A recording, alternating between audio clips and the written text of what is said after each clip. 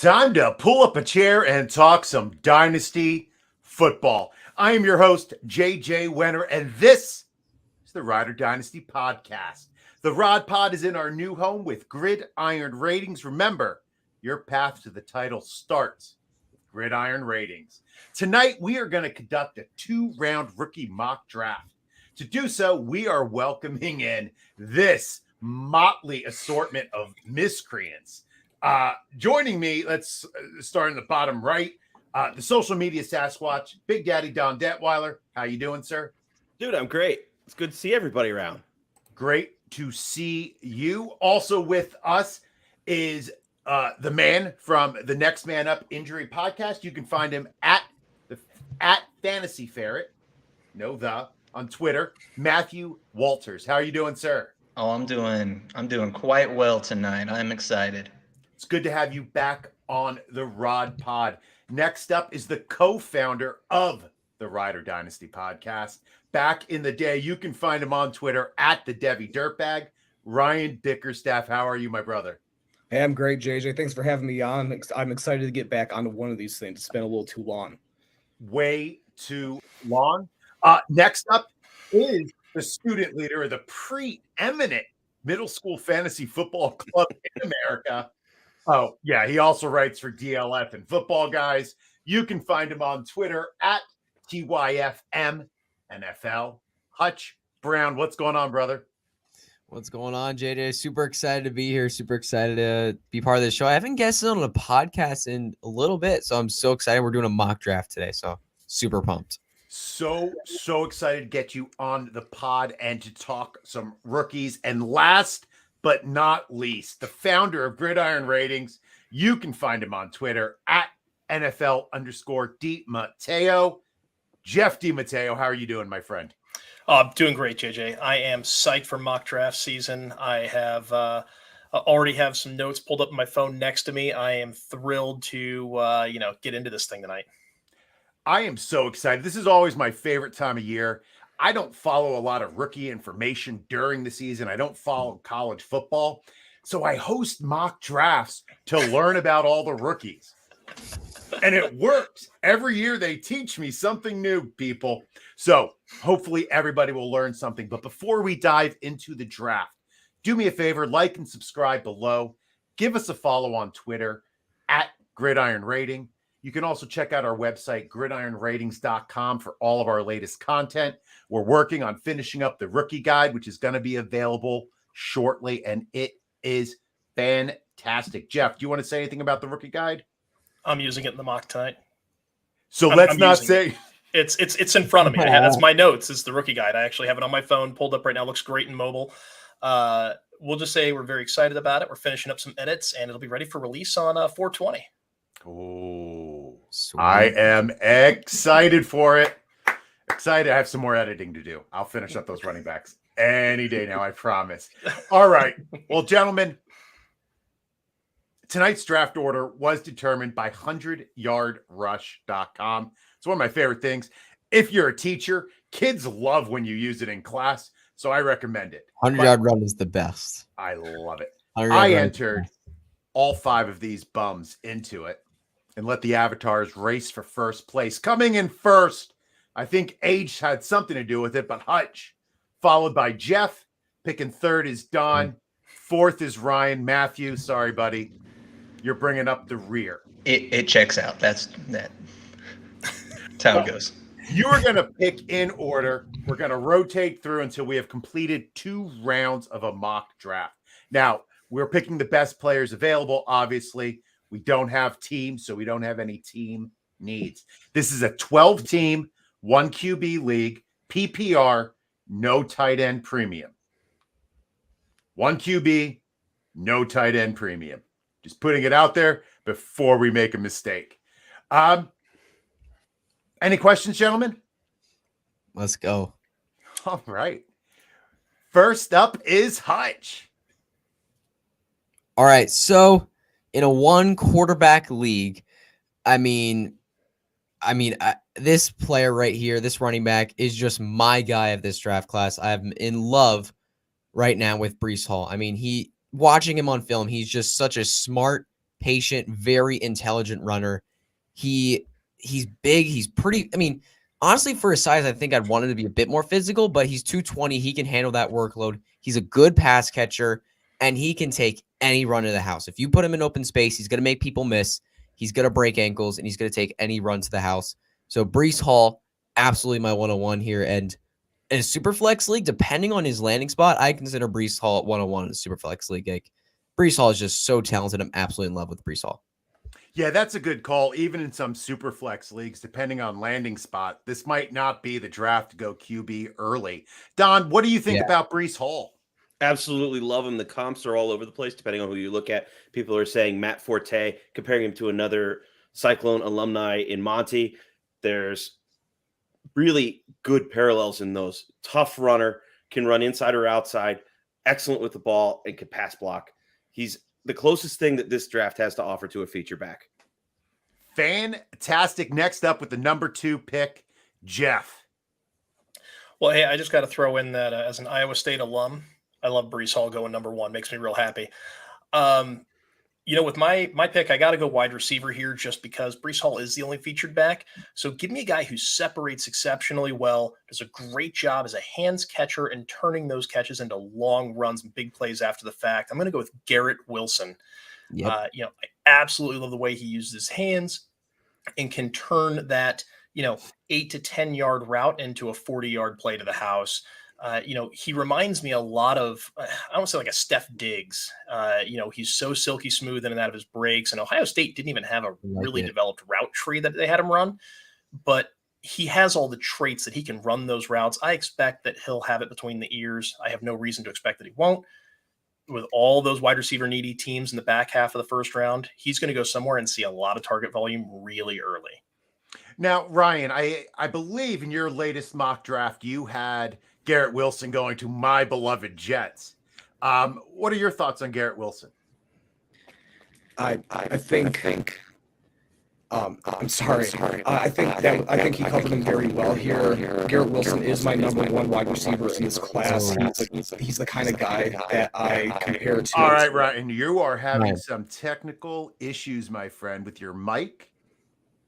Yeah, man, that sounds crazy. That's all right. We will come back to you in a minute. The Decepticon's got his mic. Yes. Are you a transformer? Possibly. So we will check on that and see what we can do.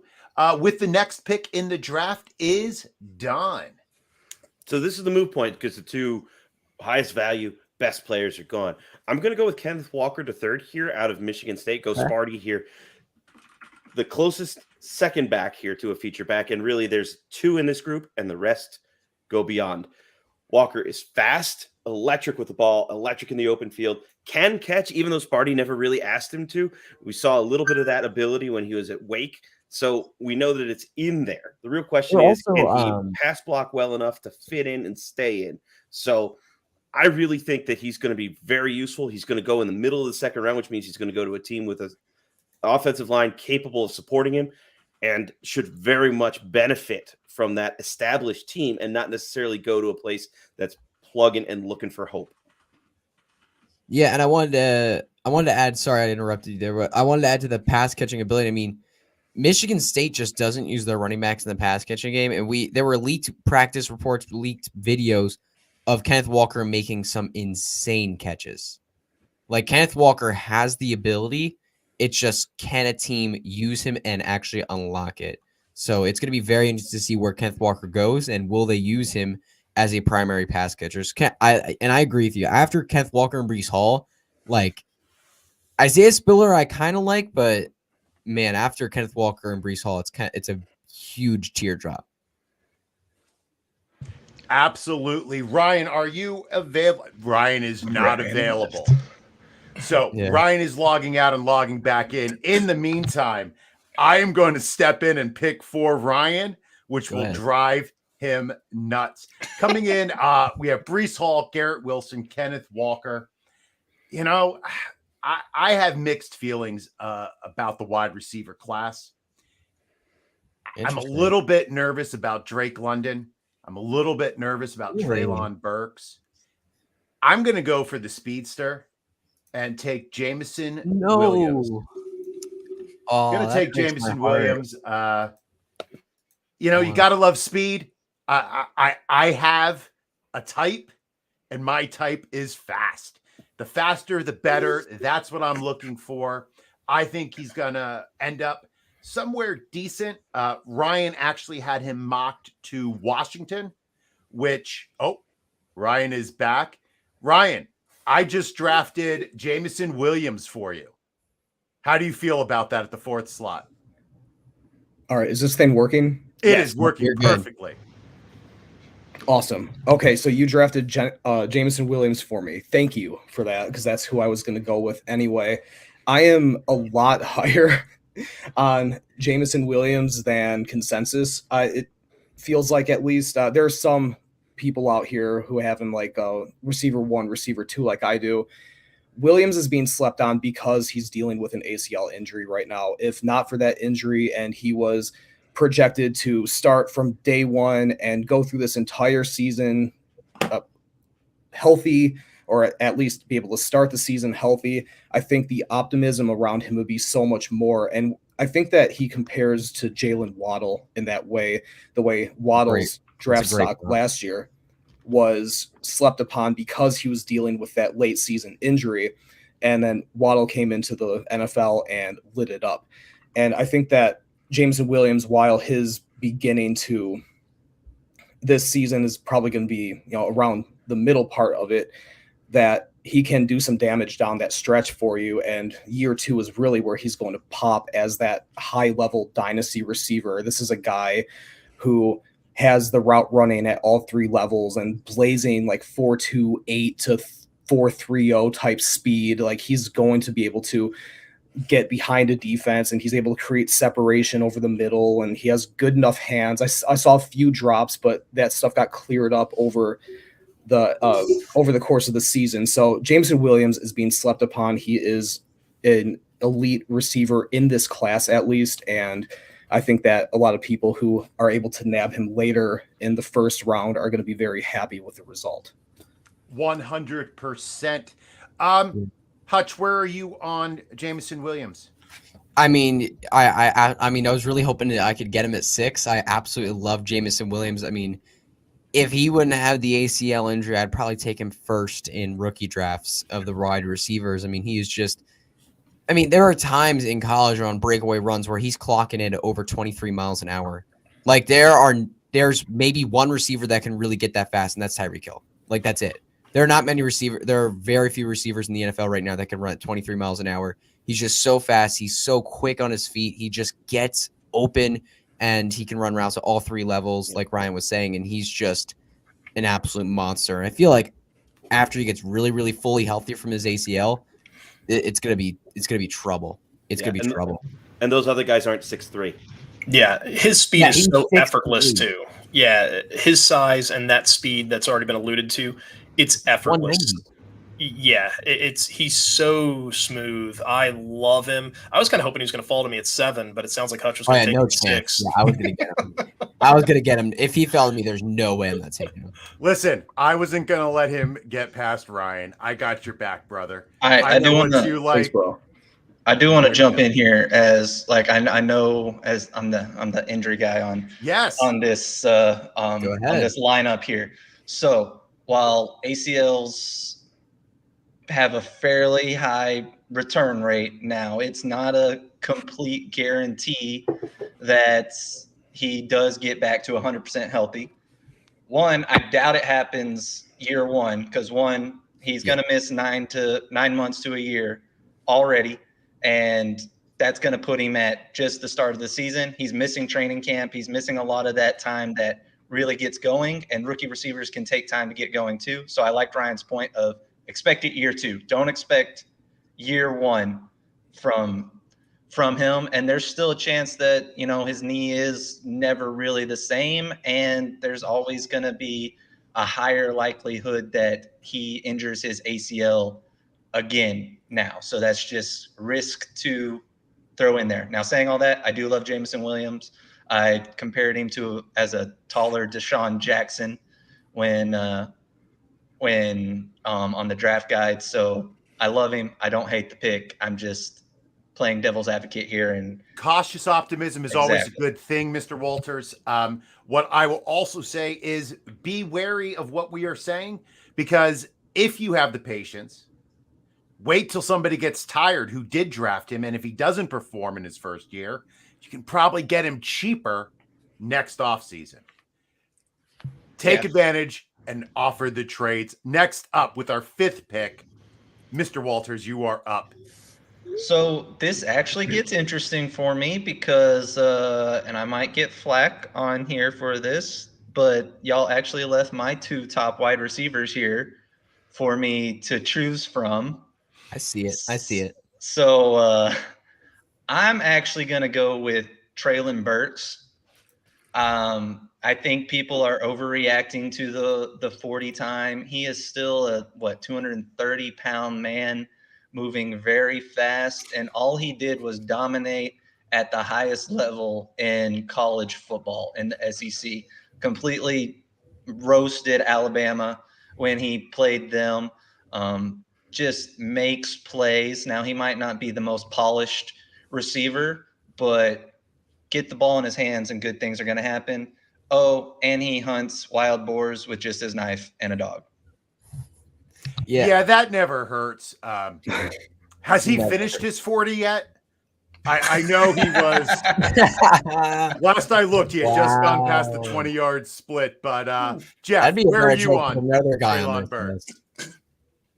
I like Burks a lot. I think that the speed shows up more, I think, on film than it did on the track. And I'm fine with that. I see a guy who can play fast enough in and out of breaks and at least the intermediate and deep levels. They used him on screens a lot too. People keep trying to use him as like a Debo comp.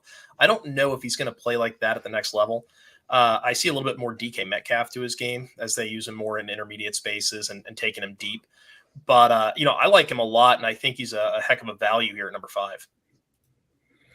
Very good. Next up, Hutch with your 2nd pick. Yeah, I would have really loved Treylon Burks. And just to throw in something real quick, he did, and I'm mentioning a clock in again, but he clocked in at over 22 miles an hour on a breakaway run in college. Like, he has the speed, and they used him as like yards after catch kind of guy. They gave him some shorter passes to go to just take runs to the house because he's a fast receiver. They would not give him those runs if he's not a fast receiver. So that 4.55, was it a 4.55? Right? It was 4.55, a 4.55. 4.56. Yeah, so right in that range. Like that. That does not represent the speed he has on the field. He is so much better than that. But yeah, I mean, it was either Treylon Burks or Drake London for me. I'm going to take Drake London. I mean, he's such an he's just a ginormous frame who can run. He's pretty fast for his size. He's also a very polished route runner for his size. And when watching film on all these guys, because I am watching film on a lot of these guys, these top prospects, he just like wowed me the most when I'm watching him play. He just wowed me the most. Like, he just stuck out to me when watching him play. And before watching film on these guys, I don't follow college. Like JJ, I don't follow college very much. Like, I am not a huge college football follower. So I barely know what the teams these guys play on before I start watching film on them. So Drake London really, really popped out to me. I'm going to take him here, number 6. I really, really like that value in a 1-quarterback league. All right. Well, Drake London. Don, where are you with Drake? Love him. To me, he's kind of like a modern day Herman Moore. He's going to play exclusively outside. I know it's throwing back, but hey, a lion that was actually good. They're going to put him to the outside and let him go. He's going to dominate an entire end of the field. Supreme height, excellent athleticism, and dynamic with the contested ball catch. Red zone monster. He's going to make somebody look awful good. Yeah, he is such an amazing catch radius. Like, you can throw it anywhere, somewhere in his vicinity, and he's going to catch it. He is just such long arms. He has such a big catch radius. He has great hands. If you throw it up there and there's the 3 defenders next to him, he'll still probably come down with it. It shows now, when he Ryan, gets 88 catches in 8 games. Now, Ryan, there is some concern that the reason he was so good at contested catches was because he can't get separation. Now, I know you were a fan of his teammate last year, Amon-Ra. Where do you rank Drake compared to the Sun God? I mean, London's going to be the better prospect just by virtue of being a similar athlete in a much bigger frame and better in the contested situations. So the first round hype around London is accurate, and I actually had him going 107 in my 1 QB ranking. So this isn't far off. Overall, the Jets. I wouldn't be surprised if the Jets took the shot 4th overall. And that's a possibility too. I was like, he would fall into that range of receivers that like could really, a lot of these receivers, there is an argument for any of them to be number one. 100%. But it's all going to be fit. Yeah, it's all. Yeah, exactly. All right. Next up with our number 7 pick, so we have Brees followed by Wilson, Walker, Williams. Ooh, WWW. Burks and London. Jeff, who do you have next? I want to throw in one more note on Drake London before I hop into 7. This guy's a natural basketball player. I don't know if you guys are aware of how good he was in high school playing basketball and how bad the quarterback play was at USC last year. His contested catch rate is more a product of bad quarterback play and his outstanding athleticism when it comes to getting the ball, being that rebounder. He can box out and go get it. I love him in a place like Philly with a quarterback like Jalen Hurts. You've got Devonta Smith, the speedster. You get the possession guy and Drake London on the other side. And now you've got something. You're building that basketball team out of your wide receiver group. Moving on to 7. I'm kind of getting off the beaten path of the consensus here. And this is more of me versus the individual rankings on our draft guide. But I'm going to take the wide receiver out of Penn State, Jahan Dotson. Ooh. So you snaked me. Yeah. Wow.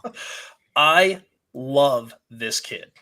He has plus marks in speed and athleticism in terms of agility and acceleration, the way he can accelerate in and out of routes, the way he uses nuanced speeds when he stems the route. This guy is explosive in football ways. I'm not worried about his track speed, although that's great too. This is a football player in the way Chris Godwin was when he came out.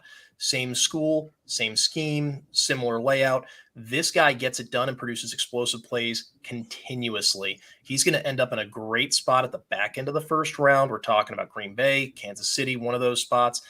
The odds of him landing with a top flight quarterback are very high. And I expect by the time these rookie drafts are getting going in earnest in May, he's not going to be at 7. He'll be gone by then. Ryan, Jahan Dotson, any concerns with his hands, or is that just overblown hype? I wait, there's questions about his hands. I thought I saw that. No, am I alone? I thought he had good hands. I mean, he's aggressive at the catch point.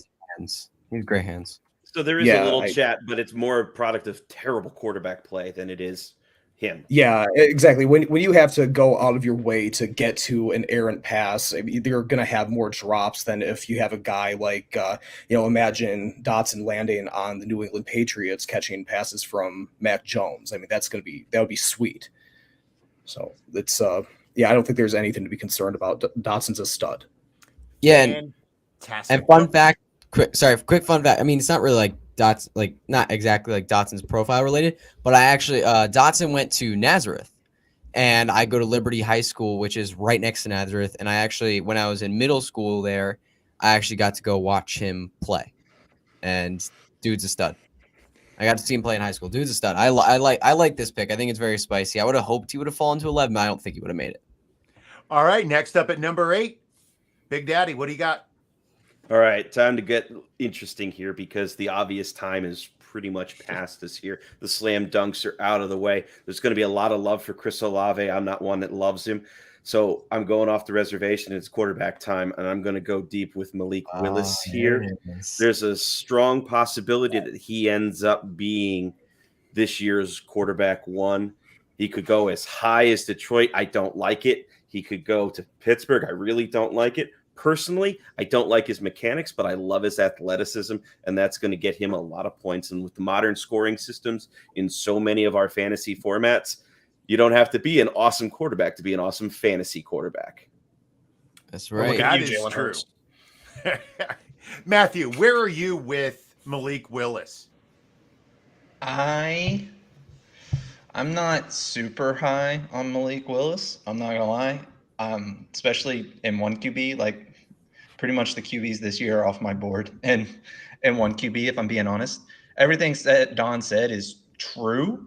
This is all assuming Malik Willis actually wins the starting job wherever he's drafted, and there is no guarantee of that. I mean, we saw it with Trey Lance this last year, where a very raw prospect goes into the NFL, and they even traded 3 first-round picks to move up to get him, and he sat all year.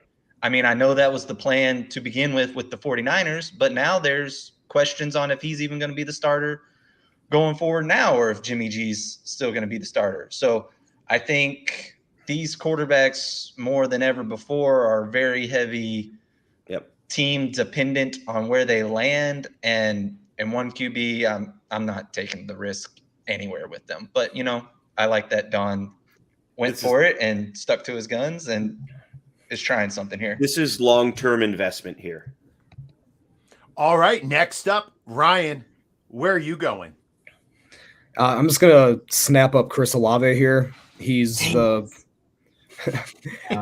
a guy who strikes me as a very high floor player. Like, I think that he comes in and he is immediately like a team's wide receiver too. And then, and however that translates for fantasy, depending on, hopefully it's a pass heavy offense. So maybe a Buffalo, if he somehow drops to them that far. He'd be a nice running mate to Stephon I honestly like Diggs him on the Saints. Pair up with Michael Thomas. That wouldn't be bad either. I kind of have Jameson Williams going there, but that would be a fun match. That'd be a fun team player match too. I have them flipped. I like Jameson in Buffalo and Chris Olave on New Orleans. Oh yeah, Jameson Williams in Buffalo is with Josh Allen throwing in bombs. That's crazy. That's why I like it. That would be next level. Speaking of next, Matthew. Well, this decision was actually made easy for me right now. I have 7 players in this draft that I really, really like, and one of them just fell to me. Isaiah Spiller, welcome to Matthew's team. And I guess I love slow players because I know his 40 time wasn't that great either. But there have been time and time again where running backs have ran in the 4.6s and have been totally fine, especially when they can catch the ball. Like Isaiah Spiller, I believe he had over 20 receptions every year that he was at Texas A&M. He was over 1,000 yards every year. Kid just produced in college, and I'm happy to have him on my fantasy team going forward. Running backs who can catch are cheat code. Jeff, where are you at with Isaiah Spiller? Yeah, he had a real nose for the end zone at A&M, and I don't know that his 40 time was far off his game speed. He didn't blow up and explode off the film the way I would have liked for a guy with his hype surrounding him. Good athlete, though. I feel like he can do a little bit of everything that he's asked. The one thing I would really like to see more of, because he's got a little bit of power to him, I want to see him use it. I want to see him get behind his pads a little bit more, kind of like early Kenyon Drake. If you guys remember Kenyon Drake's first year really playing in Miami, he was great at getting behind his pads, and he could take a guy on at the second level. And he's gotten away from that. That's why he's not playing now. He's kind of that reserve, rotational guy now. I want to see some more of that. Spiller was a guy I thought about at 7, but I just couldn't pass on wide receiver talent for a question mark running back. All right. So next up is Hutch. Hutch, where are we going with the 11th pick? All right. So I feel like running backs are, I would have probably considered Spiller here for running back, but now he's off the board and there's no more running backs left that I want in the first round or maybe even in the second round of a fantasy draft here. So I'm looking at the quarterback. Kenny Pickett is interesting, but I would much prefer Malik Willis. So I think I'm going to stay away from quarterback. Tight end, I don't like any of them really, so I'm going to stay away from tight end. So I'm going back to wide receiver again. And at wide receiver, there are 2 names I'm really considering here, but I think I'm going to go with George Pickens here. And he's just such a physical, he's just so physically dominant. There are plays where it's a run play. It's not even going his direction, but he's over on the other side of the field just basically tackling defensive backs. Like he's just drilling them into the ground. Like he is just so physical and he's just so dominant. He's so powerful. He's such a big body, and he's just going to be someone that I feel like NFL teams are really going to love. So I really, really like George Pickens at this spot. Matthew, any injury concerns with George? Yes, there's some but the fact that he came back and played in the last 4 games of this year, that was great. He's going to have all training camp with everyone. I would say year 1, there's not really that much injury concern, not as much as with Jameson Williams, where he's actually recovering from it. We've seen him be recovered from his ACL. Now there's always going to be that small chance that he re-injures it going forward and whatnot. But I feel like that's kind of built in with the draft stock here. And I'm not super concerned about his injury going forward. All right. With the final pick of the first round, Jeff, you are up, sir. I'm going to stay on wide receiver. I'm kind of with Hutch where I can't look at the running backs right now. I mean, some interesting names there still if you're trying to take a flyer, but give me a guy I feel like can step in and produce if the situation's right. I'm going to go Sky Moore. I know that he's a small school guy, but this is a guy that, again, I like separation guys. He can get up at the top of his route and explode out of a break and create some separation. One of the notes that we put down here, which I really enjoyed, is, he's got solid, consistent production, which is absolutely 100% true, but he's using great leverage at the top of his route. So he's able to keep that defensive back kind of guessing, and then he can out leverage him either inside or outside to create additional separation. It doesn't matter if it's a good quarterback, bad quarterback. This guy should be open more frequently than not. Imagine Elijah Moore is kind of a guy that uses great leverage and can get open in space and just is constantly looking for the football. Yeah, so something that I found in messing around with the PFF mock draft tool, Ryan, is that Sky Moore keeps falling to me at the top of the second round where the Jets have 2 early picks. Is his similarities to Elijah Moore kind of rule him out for the Jets? Yeah, probably. Just for the sake, just for the fact that. Uh-oh, buddy, you've gone to the dark side again. All right. So, Jeff, what were you saying about with Elijah Moore and? He's just a similar type guy that's going to be a specialist at getting open, right? He runs good routes, and he can run 3 or 4 different routes and find 3 or 4 different ways to get open using them. And so being able to use proper leverage at the top of that stem and go ahead and basically break a guy's ankles en route to, making his break gives him that additional perception of explosiveness. I don't look at him on film and see a guy that seems like an athletic specimen. Like I don't see that on the film, but I see a guy who operates like a technician. And those are the guys that have long careers and they are always open and they consistently, go ahead and chip in, 80 to 90 catches and they get you about 1,000 yards. And while it may not be sexy every year, they're the foundation of your team and you can plug them in as a wide receiver 2-3 every single year and feel great about it. All right. First up, top of the second, Don, who do we have? Ryan. Nope. Don. Top of the second. Oh, I see. It's not Snake. Oh. My bad. So pay attention to the rules, buddy. Sorry. Assume the snake. My bad. Never assume the snake. I'm going to stay with the wide receivers here, and I'm going to go back to the injury brigade. John Mechie was dynamic at Alabama. An absolute technician, can work out of the slot. He's going to get you that 80 to 90 catches again. More athletic, better gifted, and better pedigreed kind of Sky Moore player. Yeah, he's coming off the knee, but he was an earlier season than he was later season injuries, so his timetable should be a little more accelerated. I love the possibility here. I love the value for the real draft, and I love the value now because we got a guy who was coming out with a first-round grade now that I'm getting the top of the second. What do you think about that, Ryan? In my back, is my mic messed up? No, you are back and you're fine. No, you're back again. I don't know why that keeps happening. That's ridiculous. That's all right. What do you think about John Mechie going here at the top of the second?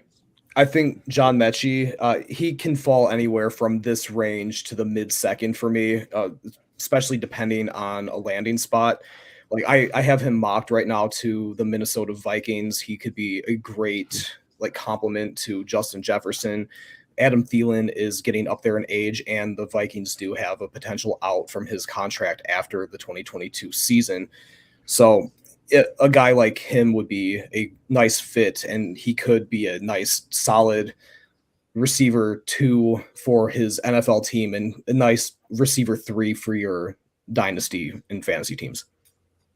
Fantastic. Well, Ryan, you are up next, so why don't you stay on the mic and go ahead and pick? All right, I guess I'm gonna hit the wide receiver button again, and I'm gonna take Christian Watson here. That's a great pick. He is he's one of those D1 FCS guys, North Dakota State.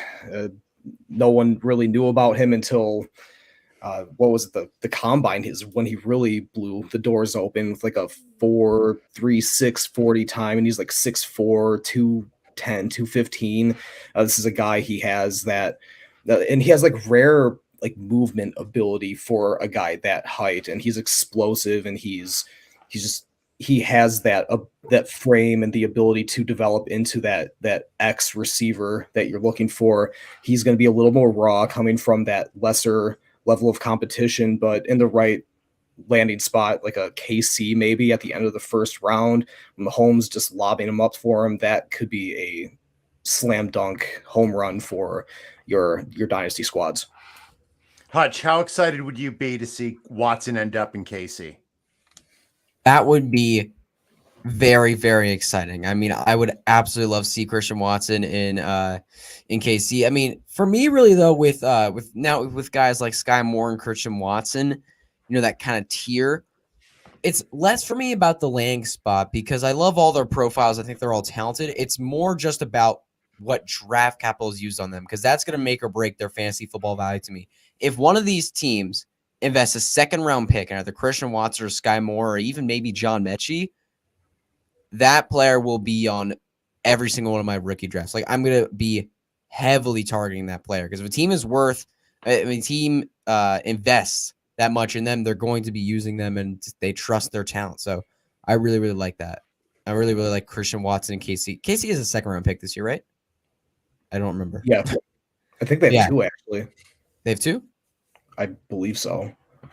I did. Oh, then they get they got a second for Tyreek Hill. Yeah. Yep. So I think they have 2 seconds. So if they use one of those on Christian Watson, oh man, I'd be willing to take him in a first round and even maybe a super flex league. Very good. Next up, Matthew, 3rd pick of the 2nd round. This is interesting here. There's really 2 players I'm looking at. I'm not gonna name the second one because I think I know what they are. He falls to me. We'll see. I'm definitely higher on this player than a lot of people, because we're going to keep the slow train going, because apparently I just love slow players. I'm taking You're like the opposite of me, Matthew. I like slow players that can play football. That's what I like. So I'm taking David Bell. Nice pick. This guy, I comped him to Tyler Boyd. Do I think he's ever going to be a wide receiver 1? The possibility's slim. I'm giving him like a 5% chance that he turns into Keenan Allen.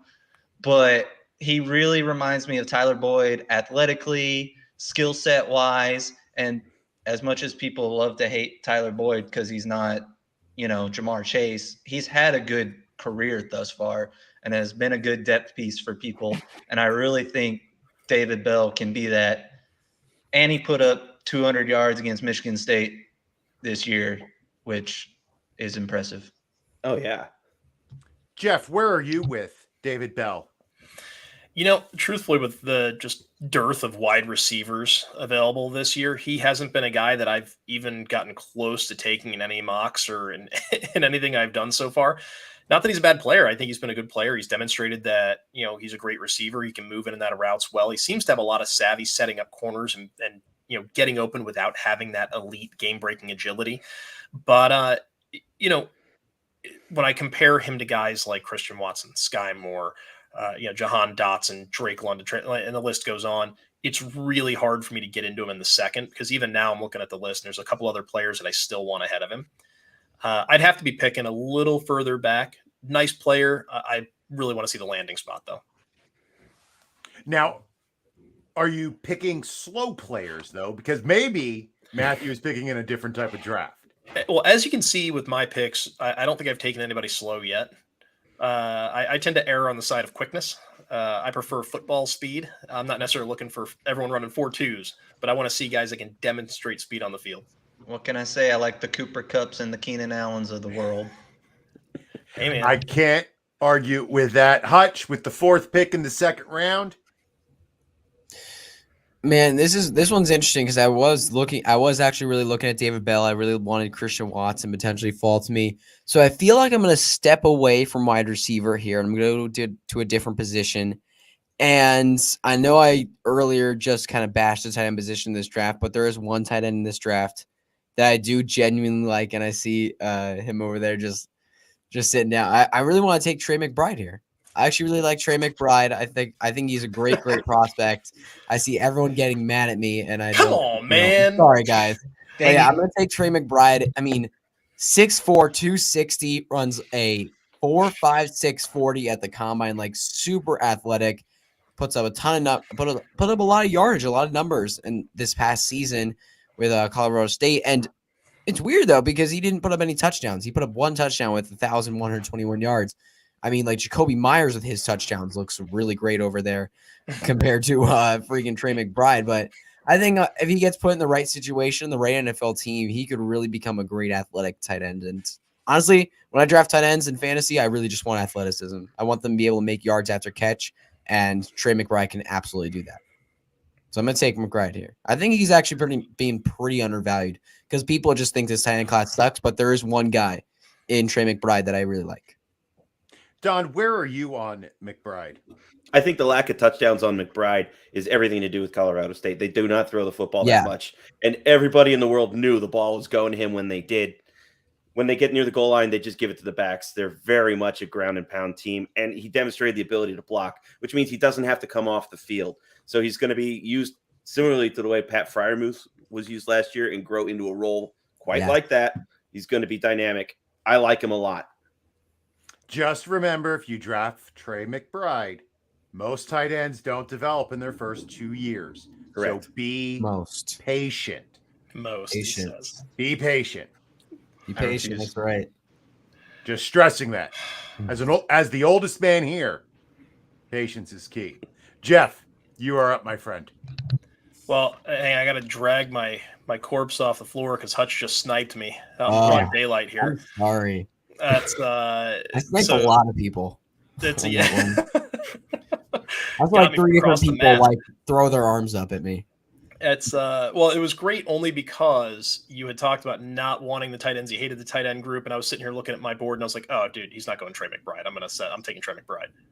Thanks for that. You're welcome. Yeah, it was really tricky there. I'm sorry. That's okay. I didn't think I'd be in that situation. Whatever. Hey, man, it's okay. It's you shoot to kill, and I can appreciate that. So I am also stepping away from wide receiver. I feel like I've already beaten that position into submission. And I really was torn here. Obviously, the top 2 backs left, Rashad White, Brian Robinson Jr. I'm going Brian Robinson. And I know I'm probably in the minority there. But this is a guy that I saw run really nice power. He was effective as a check down. He got it done when called upon in the passing game. He's not a zero there. I feel like he doesn't get quite enough credit for his ability to catch passes and turn them into yards and touchdowns. And, runs with plenty of power. Prototypical size. Like, this is a guy where he can tote the mail. And if he ended up in a place, I'm trying to think like Buffalo. I think at Devin Singletary, he's not really the guy. But if Brian Robinson ended up in Buffalo as maybe he's a 3rd rounder, maybe in a late 2 or something. Hey, that's a guy that could put up big time numbers. If a team has a 2nd round pick and Brian Robinson, I'd be pretty shocked. But that'd be awesome for his value. Brian Robinson, if he goes in the 2nd round, kind of like how I was saying with Sky Moore and Christian Watson, that would really trigger my attention for Brian Robinson. He probably ends up a 1st round rookie pick if he gets taken in the 2nd round. Yeah, I wouldn't be shocked that the only team I could see doing it in the 2nd, and I don't even know if Buffalo's in the 2nd, but it would have to be a team like Buffalo's in the last few picks. It wouldn't be something that's I'll look that up, but I think they do have a 2nd round pick. Yeah, because Buffalo's pretty well stocked at most positions, but they have a glaring need at running back, and it's from what I've seen and heard is they've called on just about everybody under the sun. Yeah, I'm really hoping they get Breece Hall though. I really want them to take that luxury first round pick on a running back, get Breece Hall, and just let him take over. That I just really want that. But Ryan Robinson would be interesting. Yeah. Now, Ryan, are you a Brian Robinson fan? Oh, of course, he's an Alabama guy, so I watched him, more than I've seen all of his games, and from what I can glean from Brian Robinson is that he is just like your blue collar, hard nosed downhill runner. He has a little bit of shake to him, but not that much. He's not very explosive, but he's just the guy who will get the job done for you. And given the draft capital and the landing spot, he could produce as an RB2. Just it has to be in the right situation. So Chris Carson, basically. Maybe, yeah, like a Chris Carson plus. Now, where do you you do mock drafts, Ryan? Where did you have him going? Did you have him going in the top 2 rounds? Yes, actually, I had him at 209 in my 1 QB rankings, and maybe that is a little low for him, but this isn't too far off from where I had him projected. Yeah, the Bills have pick 57. Yes. Sorry to jump in like that, but yeah, they have 57. No, that's fine. That'd be an interesting spot. Don, you are up. Pick number 6 in the 2nd round. Where are you going? The running backs at this point now, including Robinson, are all 1A, 1B guys. They're all compliments. Some of them bring the hammer. Some of them bring the lightning. I'm going to take the biggest of the playmakers here left at the running back position. I'm going to go a little down the list. I want James Cook. The bloodlines are excellent. He's going to catch a pile of passes. He's the new kind of back. And you're going to see him sneak in there and catch a pile of passes, get used in those creative ways, screen game, swing pass, jet out of the backfield. He's going to be that lightning to somebody's thunder. And for a team like a Pittsburgh, there's my black and gold heart coming out again, who has the dynamic back, the big guy. Now they need to change of pace. Dude, with that kind of electric speed, that could be really interesting. Like the good old days of Willie Parker. Exactly. That'd be really interesting. The thing is, Najee's a great pass catcher. So, I mean, I would hate it for Najee because Najee is a great pass catcher, but that would be interesting for that offense. That offense is very happy to give the ball to the running backs, and Najee's 375 touches is not sustainable. It is not, although my fantasy roster did love the touches. Same, dude. Same. Yeah, they'll Lev Bell him. They'll drive him into the ground for 5 years and turn him loose. You're absolutely right. That's what they do. Yeah. Nothing wrong. I mean, that's why the rookie contract is the way it is. They're just working the system. Absolutely. Ryan, number 7 pick. Who do you go with? This is going to be a pretty easy one for me. This is a player I actually have at the top of the 2nd round, and I might be overestimating the draft capital I think he gets at the end of this month, but I'm going Rachaad White here. And this is a guy, he has really good size out of the backfield, like 6'2", 210, and he's a good running back, but he's also an excellent receiver out of the backfield. And maybe he is, if given the draft capital, I think he could get like day 2, maybe round 3. In the right conditions, he is going to be like an RB2 for you, and that's like because he does have that skill set, that level of talent. This is a pretty easy pick for me. Rachaad White, I think that he is somebody who's being slept on a little bit, but I have noticed him lately, Hutch, creeping up draft boards. How high do you think he's going to be by the time the NFL draft rolls around? I mean, Rachaad White, I think he'll probably be in the early 2nd rounds. I mean, if he gets spent, like a 3rd round pick on, I think he'll be earlier in the 2nd round of a 1 quarterback draft. But he's not someone like, I just don't love targeting the running backs outside these top 3. I just really don't. I see all of them as dart throws. So I'll, if I see him in the late 2nd and is like, oh, he's there, hey, I'll take a dart on him. But I just don't treat these other running backs as anything else but dart throws. I personally love my 2nd round running back dart throws, especially in rookie drafts. This is where you find the Kareem Hunts, right? You find these guys who, are going to hit the Arian Fosters. I don't know. I'm old. But you're naming good players. I am. I only draft good players. Oh, It makes okay. it easier, Matthew. Makes it a lot easier.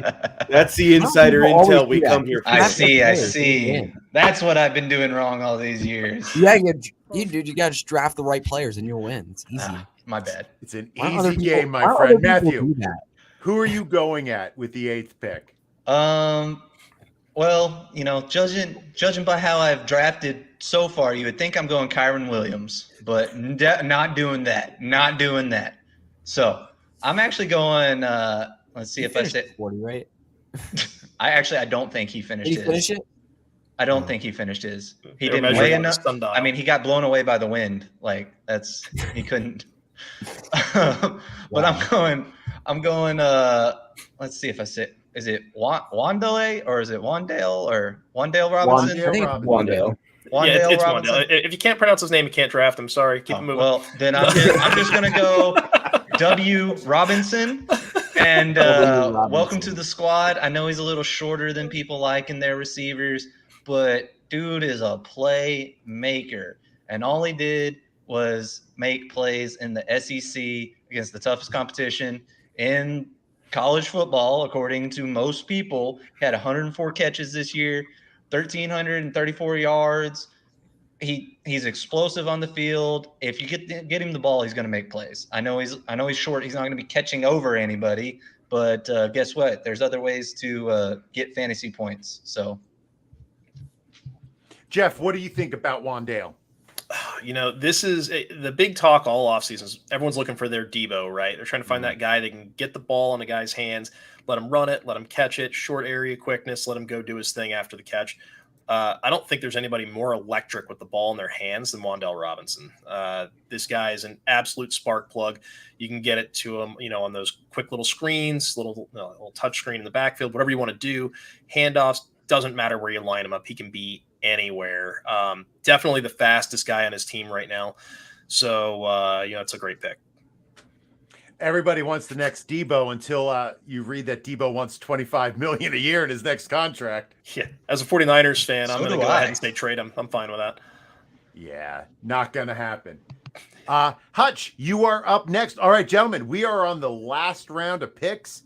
So this is your last pick in this round. Hutch. So my last pick in this draft, and look, I don't love the running back. I mean, Kyron Williams is actually pretty tempting to me because before that 40 time, he was being pretty hyped. Like he was the locked in number 4 back. And then after that 40 time, it really just fell off. And I want to make the debate that 40 time wasn't really like something went wrong. It was a bit of a fluke. He can be better than that, but I'm really not confident in that. These receivers, I don't think are worth a second round pick here. The tight ends, outside Trey McBride, I don't care. And then quarterback here, we do have Kenny Pickett. And I think I'm going to take Kenny Pickett here. I think he's the most polished passer in this class. And I think that he is just under what? You got Jeff again. Jeff again?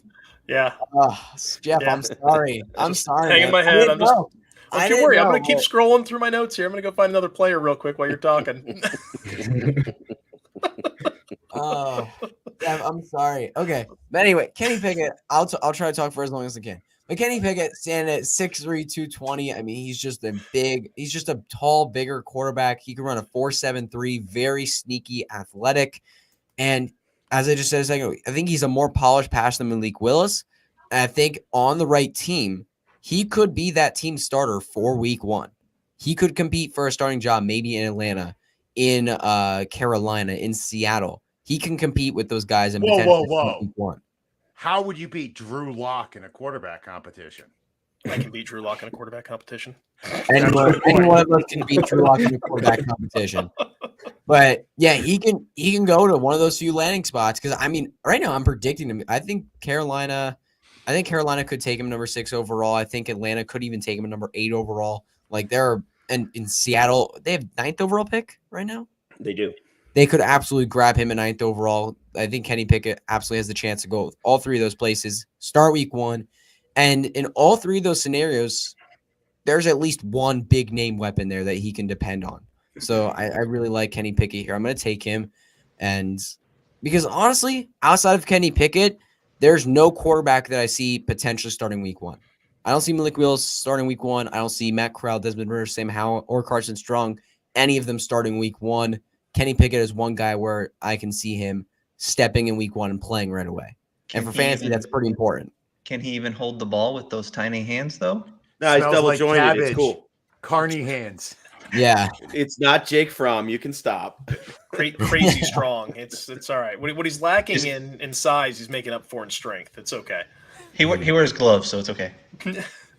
Teddy Two All Gloves. right, Jeff. All right, so Jeff. who is your tilt pick going to be? I'm going to go Justin Ross. Nice. So, all right. Here's the thing. I'm basically taking his most recent film, his 2021 season, and all that. I'm trying to throw it away. The idea being that DJ Ungulalier, I hope I said that right, or I was close at least. Close enough. Is he was bad. He may have been one of the worst quarterbacks I've seen. At least that was hyped as a number 1 in a very long time. And Justin Ross suffered as a result of that. This is a guy that makes plays down the field. He's big game ready. I'm talking about 153 yards as a freshman in the national title game. Guys don't just show up like that and then forget how to play football. He's a little lackadaisical in some of his routes and in the way he can go after the football sometimes. But I think some of that, again, can be attributed to some poor quarterback play. If you watch the games he played with Trevor Lawrence, this is a guy that was going out there and getting after it. He was a big play threat downfield, made catches in traffic. He could get good separation. Little bit of a one-trick pony. I see him as being a deep threat almost exclusively. He doesn't operate as cleanly in that intermediate space as you'd like him to.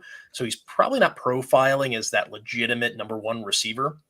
But if he's a complement somewhere where they've got a guy you have to double, he could just by proxy be a fantasy asset. Well, you know the best thing about one-trick ponies? It's still a pony, Jeff. Ponies are, really cute. Right? I mean, who doesn't want a pony? Everybody wants a pony. Speaking of ponies, next up, Don. I don't know why that was the transition. Yeah, that was a horrible transition. Hey, don't listen to him. That was great. Thank you, man. All right. Actually, I kind of want to get the ferret's perspective here about Ross and all the health stuff that he went through. I was actually wanting to jump in there. So he had, I want to say a scary injury, but it really wasn't a scary injury. Like, it was congenital. He was born with it. They just never caught it until college.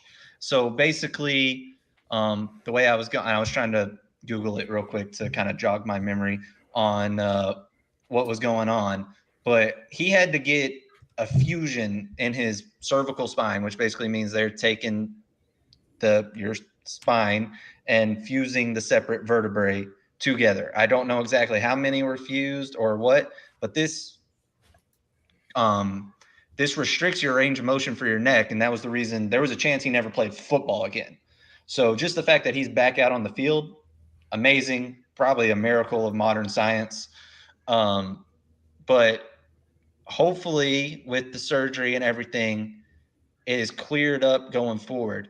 Now, my mind goes to, because like Jeff said, he threw out 2021's film. Mentally, is he ever going to be the same after that injury?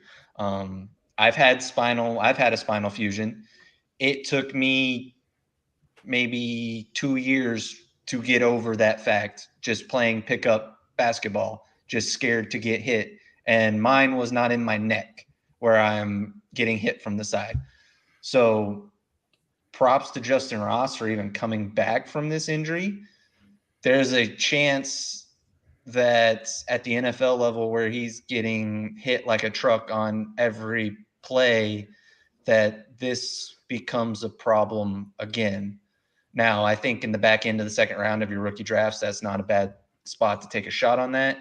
But I do have serious concerns about his surgery and injury and everything going forward. Yeah, I was in a spot where I looked at Justin Ross, and truthfully, I went to production because I really liked Alec Pierce. I like Khalil Shakir.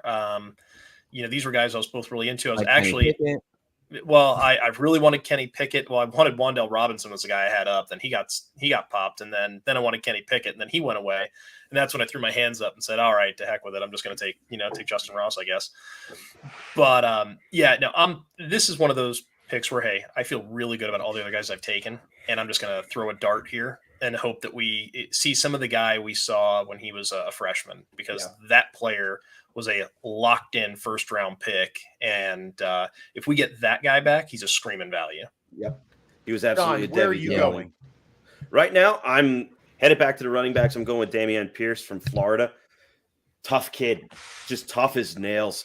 Reminds me a little bit of James Conner. He's going to be a goal line dude. He's going to get you those contested short yards. Going to have high value carries. And at this point in the draft, high value carries is what you want. I look at him like in a Philly would be a great fit for him to go with those smaller, speedier backs, to be the hammer, be the short yardage guy and the high value guy. Very good. Ryan, with the penultimate pick in our mock draft, who are you going with here? Well, I was just sniped on that one. So technically, next up on my board is Matt Corral, but I'm not going to go with a quarterback here. I want to take this pick to highlight a player I'm a lot higher than on consensus, and that is Pierre Strong Jr. Much like Christian Watson, that D1 FCS star. This guy was ultra productive at South Dakota State. He is a little undersized. I think he only weighs like 205 pounds, but he's an explosive athlete. He ran in the 4.3s. He has a nice skill set. He looks, what little film I could find on him, he looks good. He moves well. And I think that if he gets into the right situation, and I see his draft capital ranging anywhere from like the 3rd round to the 5th round, and anywhere within that spectrum I think would be good for him. And but if he gets toward the top end of that, like maybe 3rd or 4th, I will chance taking him at the end of the 2nd round, because especially if there's an opportunity for him to see playing time, because I think that he is going to carve out a very nice role for himself and have a nice little NFL career. Well, I'm interested in that. We actually, Gridiron has him in the same tier as Jerome Ford, Zamir White, Tyler Algier. So, yeah, he was right there for us as well. Now, I know that was our 24th pick in the mock. I feel bad because it was an uneven amount. So we do have an extra little spot for Matthew. You get to make the final pick just so everything's even. Who do you take with your bonus 2nd round? My bonus 2nd round pick, I'm going off the board here. And I got to mention my man, Sincere McCormick, out of UT San Antonio. This kid he rushed for over 1,400 yards in 2 out of his 3 years, almost rushed for over 1,000 yards as a true freshman, caught over 20 balls every year. He was the main reason UTSA had their fantastic run this past year where they were ranked for the first time in school history. He is just a baller, and I am perfectly fine with taking a shot on him in this 13th pick of the 2nd round.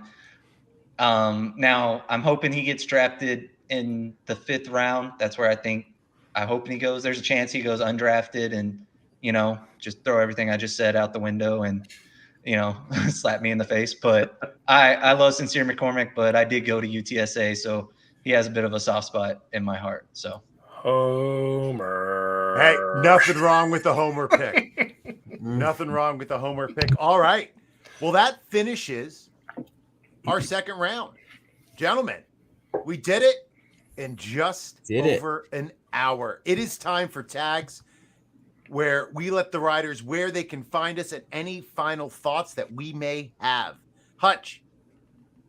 You all can go follow me on the Twitter machine at TYFMNFL. I am a content creator for Football Guys. I post videos on their YouTube channel every single Tuesday. Shorts, one of their shorts videos every single Tuesday. And I also write for DLF. So if you have a DLF subscription, you go check out those articles. I just wrapped up a rookie reaction series, which is where basically I just look at these past rookie seasons, just kind of react to them, talk about their Dynasty fantasy football futures. Fantastic. Matthew. Yeah, you can find me on the Twitter machine as well, at Fantasy Ferrets. I'm a part of the Next Man Up Injury podcast. I believe we're going to have a podcast coming out pretty soon where we're going to talk about these rookies and their injuries and hopefully get to give a little bit more insights on all that. They do a fantastic job on the Next Man Up podcast, not only telling you the injuries that you need to know, but who is next. It's literally, they tell you who the next man up is. It's a great like combination. It's in the name. It's almost like it's self-explanatory, and that's what we try to do. Listen, Matthew, I am a middle school teacher. Nothing is self-explanatory. Nothing is Nothing. self-explanatory. Next up, Ryan. All right, you can find me on Twitter at the Devi Dirtbag, and I also have a YouTube channel, also the Devi Dirtbag. And if you visit my channel, be sure to subscribe. I have a video up. It's a 3-round Superflex Dynasty rookie mock, and then I have a 2-round regular picks 1 through 32 and 33 through 64 mock series up recently as well. So yeah, check me out there. Give me a follow and hit me up on Twitter. I'll answer questions about prospects and trade advice, etc. He does fantastic work. My go-to for all my Devi information. Don. Guys, this is the time when you should really be doing your homework. Watch as many of these videos as you can. Get the guides. Read about the players because you want to make your own decisions. You don't want to have to be stuck with what Mel Kiper and the stuff you get off of ESPN are telling you. There's so much more information out there than just the big comb over tells you. Jeff. The big comb over. Sorry, got me. And I love it. I've been watching him forever. He's almost a personal hero, but yo. No, that's good. That's good. It's like I'm easy, but that was a great jab. That was just. Oh, well, you can find me on the Twitter machine at NFL_DiMatteo, or you can find Gridiron Ratings pretty much anywhere there's anything remotely social happening. Just search Gridiron Ratings and you're likely to find us. We haven't done anything on TikTok. We have a channel, but there's 0 videos so far. We're on Twitter. We're on Facebook. We're on Instagram. Now we're starting to delve into Reddit. So if you're a Redditor, check us out on there. We're everywhere, expanding. All right. Well, thank you to Don, Ryan, Matthew, Hutch, and Jeff for joining me tonight. You can find me on Twitter at JJ Wenner. Make sure you're tuning in tomorrow for Getting Defensive with Brandon, Gary, and yours truly. We're going to be talking about the top 3 free agent moves with our special guest, Johnny the Greek. We will be back here on Rider Dynasty next Wednesday, where we're going to finish rounds 3 and 4 of a mock draft, because that's what Rider Dynasty does. We go into the deep players. So you're going to need to watch this next episode next week. From all of us to all of you, be safe, be well, and remember, never say anything to make a meeting longer or cut a happy hour short. Boat drinks, my friends, boat drinks.